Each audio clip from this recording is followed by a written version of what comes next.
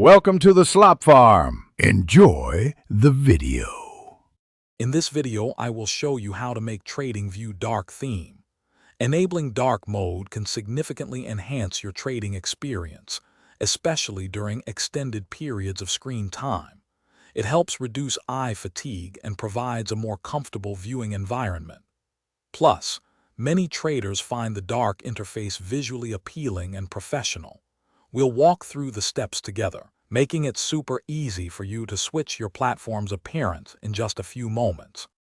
To begin, open your TradingView platform and direct your attention to the top left corner of the screen. You'll see an icon with 3 horizontal lines, often referred to as the hamburger menu. Click on this icon to reveal a drop-down menu with various settings and options. Within this menu, you'll easily spot the dark color theme toggle. It's designed for quick access, so you won't have to dig through complex sub-menus. Once you've located the dark color theme option, simply click on the toggle switch next to it.